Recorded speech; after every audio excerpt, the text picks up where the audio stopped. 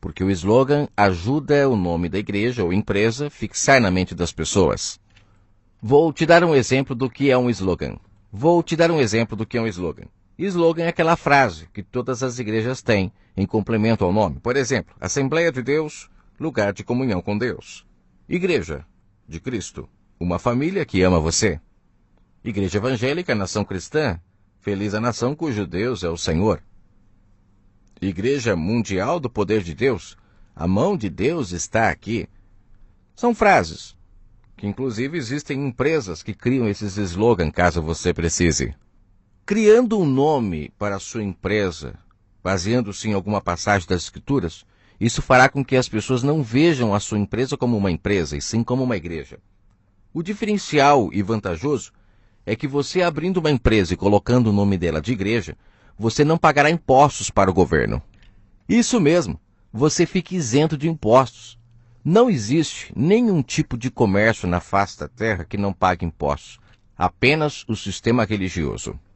Se pararmos para pensar que os impostos arrecadados pelo governo é para ajudar as escolas a terem ensino para as crianças, é para alimentar as pessoas favorecidas, é para construir casas para o sem-teto, só o fato do sistema religioso não pagar imposto, ele já não está contribuindo com isso. E o principal, o próprio Messias diz para dar a César o que é de César. E o sistema religioso que diz que é seguidor dele, do Messias, não paga imposto. Ou seja, já estão desobedecendo uma ordem. E o mais interessante, por que não paga imposto? Será que é porque existe algum combinado entre o governo e o sistema religioso? O governo oprime as pessoas para que as pessoas vá para a religião, e chegando na religião, são fermentados e escravizados, e o principal, se disserem que querem sair da religião, agora vão para o inferno, não tem mais perdão, estão todos perdidos, e as pessoas acreditam nisso e se tornam escravos. São obrigados, pela vida toda, a manter essas empresas chamadas igrejas. Se você for uma pessoa influente e tiver algum contato político, você pode até ganhar do governo um terreno para construir a sua igreja. Coisa que ninguém consegue, você, quando abre uma empresa e coloca o nome de igreja, você consegue. Vamos ver os pontos positivos para uma pessoa abrir uma empresa e colocar o nome de igreja. Primeiro ponto, você não precisa comprar mercadorias para vender. Uma Bíblia já é o suficiente para você criar todo tipo de campanha, ou seja, promoção, para arrecadar dinheiro. Porque campanha no sistema religioso é o mesmo que promoção. Todas as campanhas lotam-se as igrejas. E quando se lota uma igreja, você pode ter certeza que estão se faturando muito. Porque não existe campanha no meio religioso sem envolver dinheiro, sem envolver finanças. É o mesmo que acontece em um comércio secular. A diferença é que em um comércio secular, você gasta o seu dinheiro, compra algo e leva para casa. Já nessas empresas chamadas igrejas, como eles não te vendem nenhum produto, eles vendem ilusão, promessas, você deixa o seu dinheiro e não leva nada para casa. O engraçado é que essas pessoas que abrem essas empresas chamadas igrejas, eles precisam do seu dinheiro para pagar as contas deles. Mas quando é para pagar as suas contas, você tem que esperar em Deus. Isso é meio que 2 pesos e 2 medidas, você não acha? Quando se abre uma empresa chamada igreja, se vende promessas, ilusões. Não existe nada concreto. Não existindo nada concreto, então você não precisa ter um estoque. Basta ser bom com as palavras. Você percebe como é vantajoso abrir uma empresa e colocar o nome de igreja? Uma empresa tradicional, ela precisa ter um grande estoque de produtos para se manter. Isso envolve muito dinheiro. Já em uma empresa que você coloca o nome de igreja, você não precisa ter estoque. Basta ter um bom argumento, alguns envelopes, com 2 ou 3 versos isolados da Bíblia, promover uma campanha e o retorno financeiro está garantido. Ponto 3. Veja agora mais uma vantagem e facilidade que se tem em abrir uma empresa e colocar o nome de igreja. Em uma empresa tradicional, se o cliente comprar um produto e o produto estiver com defeitos, ele volta e a empresa tem que ressarcir. Ela tem que ou devolver o dinheiro para ele ou o produto consertado. Mas pasmem, nas empresas chamadas de igreja isso não é necessário, porque o cliente sempre vai estar errado. É uma frase contrária do comércio tradicional. Nas empresas tradicionais, o cliente sempre tem razão. Ele merece receber o seu dinheiro de volta, seu produto consertado. E isso é uma regra. Existe até um livro que chama Código do Consumidor para favorecer o cliente. Já no meio religioso não é assim. O cliente sempre estará errado, não importa o que aconteça.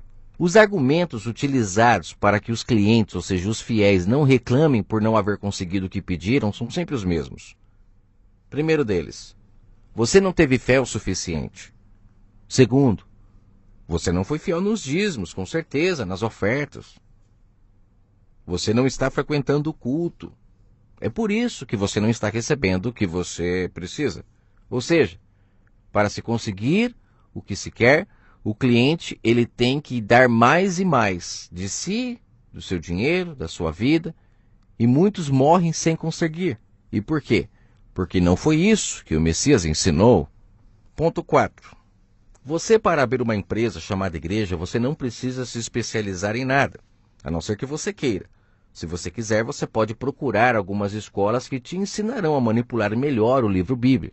E assim, mais facilmente, você conseguirá a riqueza que você tanto almeja. Em uma empresa tradicional, geralmente as pessoas elas entram como vendedores, serviços gerais, e depois elas vão crescendo dentro da empresa. Já no sistema religioso, não. É muito simples. Para você se tornar um líder, basta você se intitular. É só ir no cartório e colocar que você é um apóstolo, um pastor. E a partir daí, as pessoas já te verão como uma autoridade. E tudo que você disser será como Deus falando. Ponto 5 e um dos principais pontos. Você terá muitos funcionários de graça. Isso mesmo, pessoas que trabalharão para você de graça.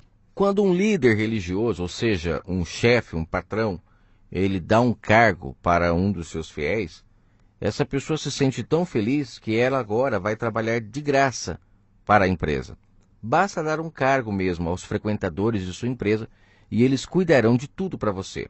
No máximo, você terá que dar um salário, não muito grande, para aquela pessoa mais dedicada, aquela que toma conta de várias empresas para você, várias filiais. Com isso, você poderá abrir, então, muitas filiais porque tem com quem contar.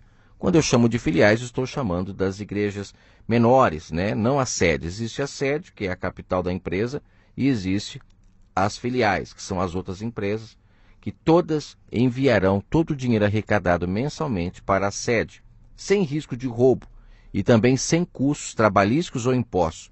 Ou seja, se precisar mandar alguma pessoa embora, faça e não se preocupe, porque ela nunca te colocará no pau, porque não existe isso no meio religioso.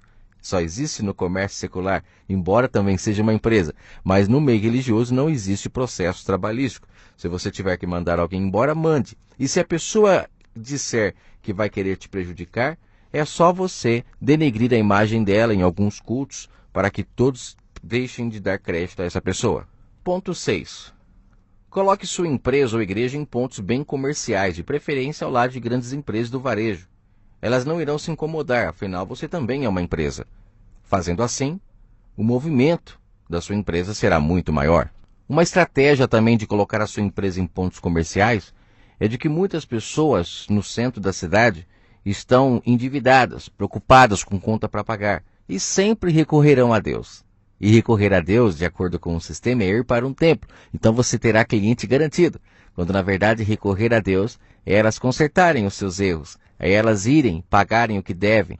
Mas, de acordo com o sistema, já está impregnado na mente das pessoas, é uma propaganda gratuita, de que se precisou de Deus, vá para o templo. E com isso essas empresas sempre estarão se enriquecendo, através da fragilidade, do engano e da falta de conhecimento das pessoas. Ponto 7 e último ponto. São muitos pontos que eu poderia continuar falando, mas vou parar por aqui. Já deu para você perceber como é fácil colocar em uma empresa o nome de igreja, quantas vantagens você tem. Vou falar nesse 7º ponto sobre a forma de você garantir que a sua empresa esteja sempre movimentada. É simples. Distribua panfletos com suas promoções, ou seja, campanhas. Mas pegue pesado. Cutuque a ferida para que muitos venham. Fale de droga, separação, filhos, desemprego. Não costuma falhar. Se você utilizar essas armas, com certeza a sua empresa estará lotada de gente frágil, precisando de ajuda, e você ainda estará tirando dela o restinho que ela tem. Ah, e tem mais um detalhe. Diga a seus clientes que se eles trouxerem outros clientes, eles ganham pontos extras no céu. Costuma funcionar. Abra também pontos nas casas das pessoas, porque aí eles vão trazer outras pessoas para a sua igreja sem você ter custo com o aluguel. Afinal, No final das contas, as ofertas e dízimos dessas pessoas irão tudo para você. E você não teve custo algum, porque as pessoas se reúnem nas casas. Uma estratégia que funciona muito bem. Eu não sei se você percebeu, esse sistema religioso ele funciona como uma pirâmide. Quem lucra é só o que está no topo, que é o líder, é a pessoa que criou aquela igreja, porque existem milhares, e cada uma puxa a sardinha para o seu lado. Não sei se você também percebe que nas redes de TV, rádio, essas empresas elas também divulgam as suas promoções e sempre chamam as pessoas para a sua própria empresa, para que não vá para o concorrente. Muitos até criticam a concorrência, assim também como as empresas seculares. A diferença é que no meio religioso, se você está anunciando a boas novas, tanto faz se a pessoa vai para a sua igreja ou vai para outra ou não vá. O importante é que ela pratique o amor ao próximo. Mas eles não dizem assim. Eles dizem que se você não fizer parte da empresa deles, você não tem direito à salvação. E nisso as pessoas se tornam escravas e eles aumentam cada vez mais os seus discípulos para manter as suas vidas luxuosas. E, inclusive esses programas de TVs, rádios, é tudo patrocinado pelos seus clientes. Vou falar aqui um ponto negativo que existe quando você abre esse tipo de comércio. O ponto negativo é que pode aparecer do nada um Paulo, um Pedro da vida, um Cristo, e abrir os olhos desses clientes. Se isso acontecer, você pode falir. A dica é você se preparar. Prepare os seus clientes para não dar ouvido a essas pessoas. Use versos isolados da Bíblia o máximo possível para que eles não entendam o que essas pessoas falam. Elas vão falar e para eles será como que falando em grego. Eles não darão atenção e com isso você manterá essas pessoas fiéis ao seu lado e você continuará lucrando. Mas se essas pessoas derem ouvido a esses Paulos, Pedros, Cristos, a essas pessoas que vêm para tirar as pessoas da Babilônia, você está no caminho da falência. Porque uma vez liberta uma pessoa, ela estará liberta para sempre. É como está escrito. Se Cristo vos libertar, ou seja, o Espírito do Pai, encher uma pessoa e a fazer compreender que ela está enganada, ela então estará livre para sempre, a não ser que ela de fato não dê ouvido à voz do Espírito, negue a sua voz e volte para o vômito. Mas se assim acontecer, como está escrito também, não existe mais salvação para essa pessoa. Ela está expondo o Messias ao vitupério, vergonha pública, e depois não poderá chorar pelo leite derramado. Que o Eterno abençoe a todos e que fujamos dessas empresas chamadas igrejas, que possamos ser a igreja, porque o significado da palavra igreja é tenda do Espírito Santo. Como sabemos, a profecia do profeta Joel se cumpriu no madeiro. O Espírito do Eterno Criador foi derramado sobre toda a carne, e aquele que crer e for batizado é salvo. Passa a viver agora uma vida sendo guiada pelo Espírito e não mais por homens. Porque essa coisa de homem ficar guiando as pessoas já morreu no madeiro, né? O Messias veio para tirar da mão dos lavradores o poder de querer ser guia uns dos outros. Agora somos guiados pelo Espírito e ouvimos a sua voz. E quem ouve a sua voz, ceia com ele e passa a ter uma vida em abundância, uma vida tranquila. Não abundância de fartura, mas abundância de tranquilidade, de paz. Porque é isso que o nosso Criador deseja para todos nós. Paz entre os irmãos. Que o Pai abençoe a todos.